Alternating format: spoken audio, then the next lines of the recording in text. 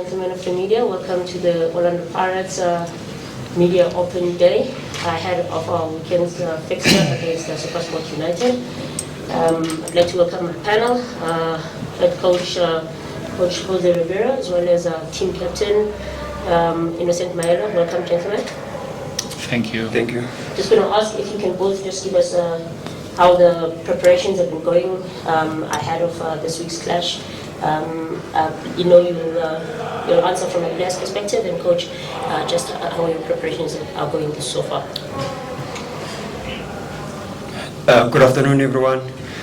From the players' perspective, preparations are going well so far. The gents are working hard. The mood is good in camp, and we are excited and looking forward for the weekend's match. Very important match for us as players. Very important for the club, and we know what we have to do. Thank you. In the same line, one more week. We're happy after the managed to qualify to the next round in the previous tournament, and now really looking to have the opportunity to face SuperSport and have the chance to reduce the distance in the table with them, and fully motivated, and we're gonna be more than prepared. Well, now take questions from the floor. As per norm, we've got a roving mic. Please identify yourself as well as the media company you represent prior to asking your question. Are there any questions from the floor?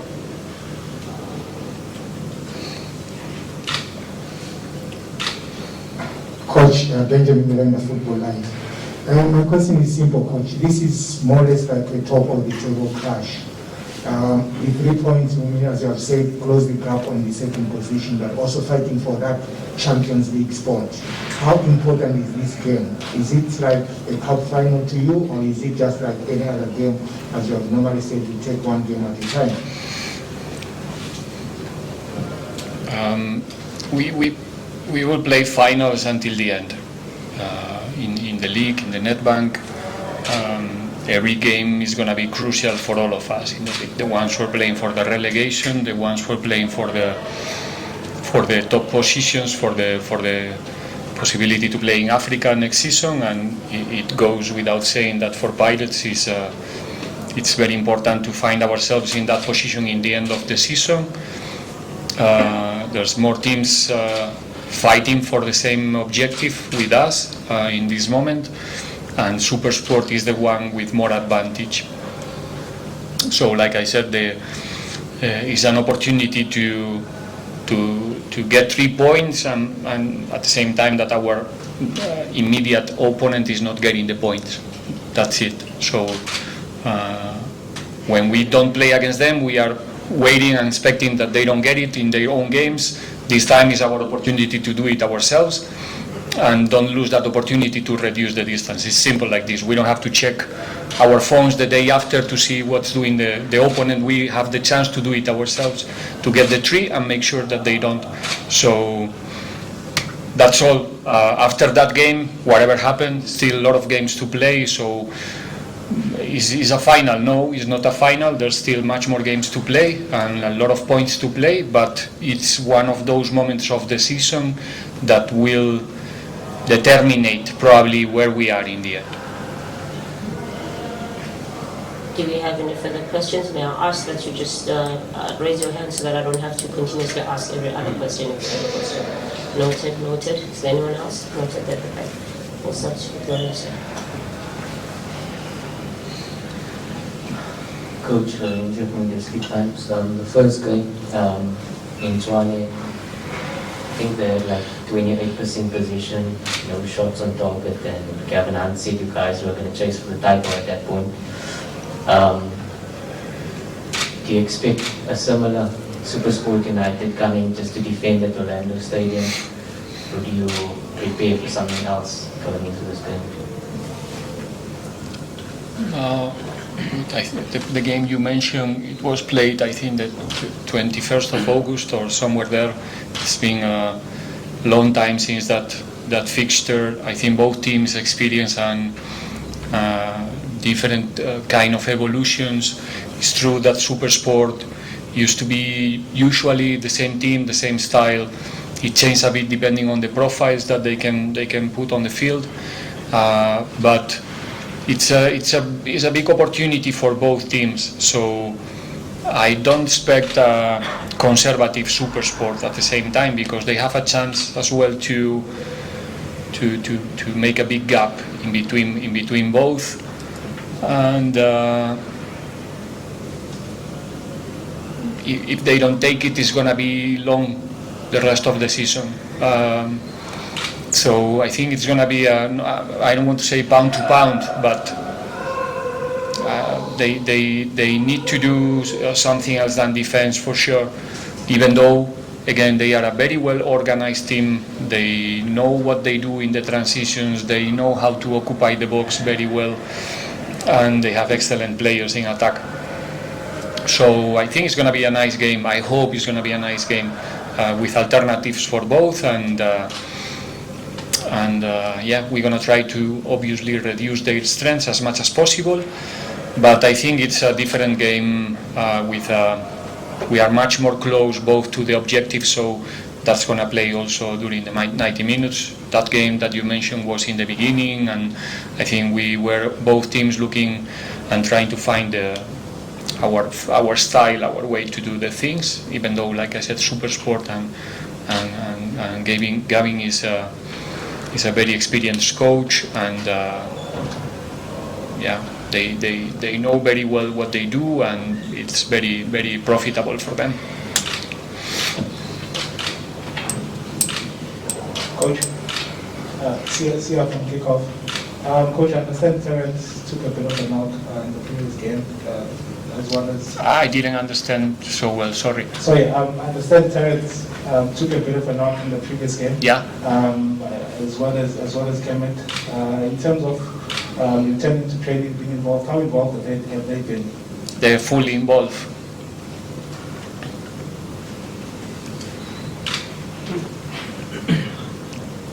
Thanks. Support from ENC. You are also going to be coming up against your teammate, as in Zakelele Pasa, in terms of preparing and trying to obviously stop their attack. Does it help that you are coming up against someone that you know very well? Thanks. Yeah, I mean, first, we don't know who they're going to play. We will see on match day before kickoff. But I mean, to answer your question, yeah, we played with Zix, we know him very well. But I don't think it will make such a big difference, because he's playing with new teammates, new pattern of play, new style of play. So, ours is to prepare for them collectively, prepare for them so that we make sure that we utilize our strengths and make sure that we stop their strengths against us, So, yeah, I mean, look, we're looking forward to seeing him, one of our own. But, yeah, I mean, the focus right now is preparing the team to make sure that we get the 3 points.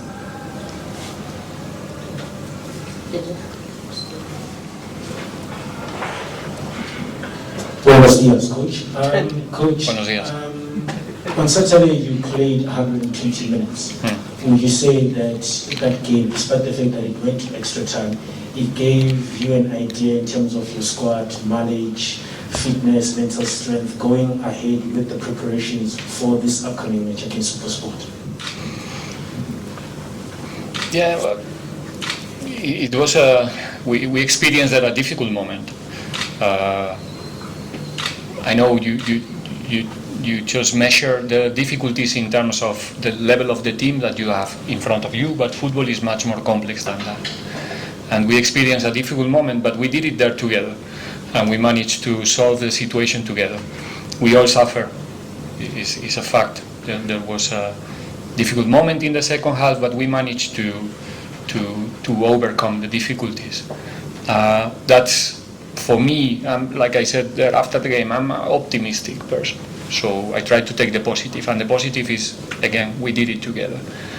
Other teams didn't, and we did it. So in the long term, it's going to help us as a group. We always grow in difficult moments in our life, and football is not exceptional.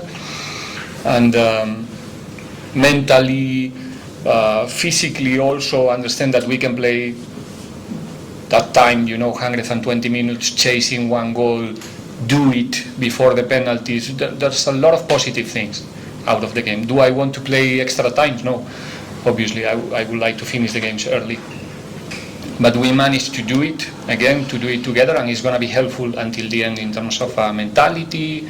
Then the fitness, obviously, the players who play 120, well, maybe they need some certain adjustments this week in terms of load, because it's not frequent that you have to play 30 more minutes in the games. But everything was positive. It was the scenario that we were looking for. No, we rather to finish the game in 30 minutes, 3-0 in the half time, and that's it.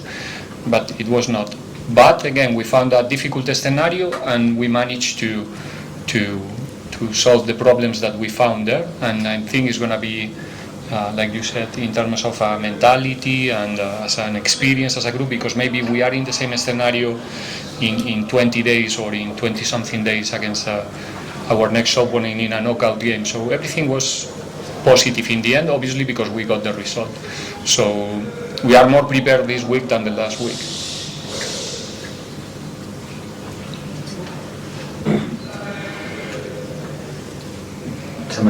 José from Sports. Coach, this one is just out of my curiosity. I'm seeing teams reducing the age group, or the age bracket of players. Oh, come on, Coach. we know that you've just settled into the country, you're adapting with the style of play and everything. Can you give us your philosophy around the age group, the usage of the youth? Because now we're seeing now the age has drastically dropped from the last time we spoke about the age, we were speaking about the 18-year-old, now it has gone down to 16. Where's your headspace around youth incorporation and your philosophy around the age bracket? Without going so deep, the age is just a number in the end, and in football is the same. I have not so much, but I have to answer in two different ways this question. As a European, the age is nowadays not a problem anymore, and the reason is the level of knowledge of the players that are with 17, 18 years old, about not only about understanding of the game, also sport education, let's say, how to become a professional football player, how early they start to live like a professional football players in the elite academies.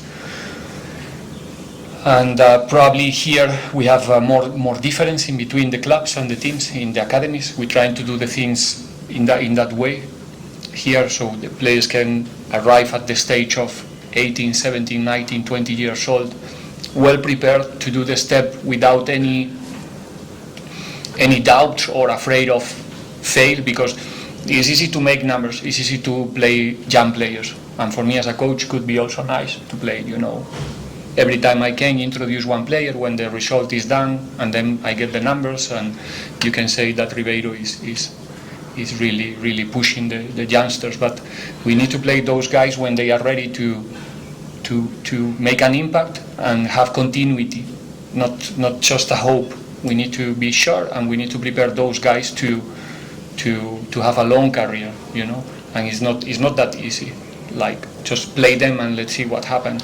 But as a philosophy, I don't care so much if he's 30 or if he's 20 or if he's 18, as long as I feel that can be helpful for the club, for the future of the club, and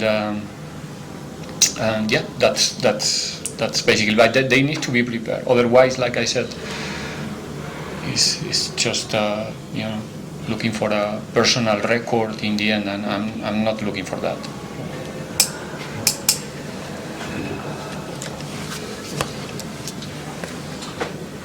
I'll ask you for a question. You recognize. If you're not going to take it, then can you? I was going to take it. Then take it. Coach, Tapiso Muliani being a bit on the fringes, is it because of his fitness levels, or is Marco giving you something else at right fullback? No, Tapiso is ready to play. He was on the bench, if I'm not mistaken, last two games. But yeah, we play Paseca in the right, but if we play him, it's because he can play there, and he can. It's not. I think it's not the first time in the football history that a left football player is playing the right. I'm not innovating, and yeah, obviously he can give us different strengths. Taviso was playing a lot early in the season when we played with two wingbacks, and Taviso and Joto were there in that position in most of our games. Sandu them coming after injury as well. Now we are playing in a different shape, and we're trying to find the players who can help us the best in every role. And then there are moments also, Monjane is coming after injury. It takes time sometimes to get the proper rhythm, to be prepared, to go full, and he's a very important player for us, and he's gonna be in the future a very important player for us. But it's the same that, like I said, about the youngsters before. We need to play the players when we feel that they are 100% ready to play, and they are fighting for the minutes, and not just throw them on the field and see what happened. And that's what we try to do. And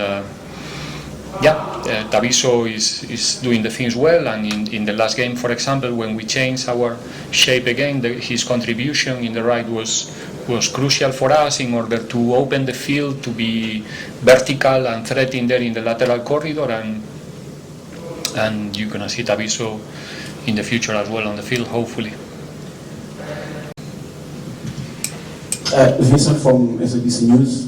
To the coach and the captain, with Sundowns winning yesterday, it simply means that Pirates mathematically is out of the winning the league title. Now my question is, when the season started, we saw what happened with the MTN 8, Pirates won it, and it seemed as if you had what it took to match Sundowns pound for pound to finally end Sundowns dominant. Why do you think during the course of the season you lost out on the league race? Where do you think you lagged? Obviously, we are so far from in terms of points. One of the reasons is we have to accept it also that they are doing an excellent job. I think they won 19 games, 19 victories already in the league. It's an excellent record. And sometimes happens that someone is just winning. That's one of the reasons why we are far. And then we do our own analysis. It's not my role, obviously, analyze why they are getting those results. And I can say that I know why we are far. Obviously, imagine if I say that I don't know. I do know. I'm not going to tell you. There's multiple reasons. There's not only one reason. There were periods where we couldn't manage to get the average of points per month or per week or per 2 weeks that Pirates is supposed to get. We have a first part of the season where we were, without any discussion, the better team in the MTN during the whole trophy. In every game we played there. But we couldn't maintain the same level of performance in the league, and in that period we gave an advantage to our opponents that we couldn't recover anymore. It's a fact. But yeah, we know the reasons. We are working on it, but now we are focusing in the challenges that we have ahead of us, which is get that second position, badly with all of our strength to finish there, because it's the maximum that we can achieve this season, and in the end of the season we will have time to analyze and realize the way that we can reduce that gap. That is a fact already.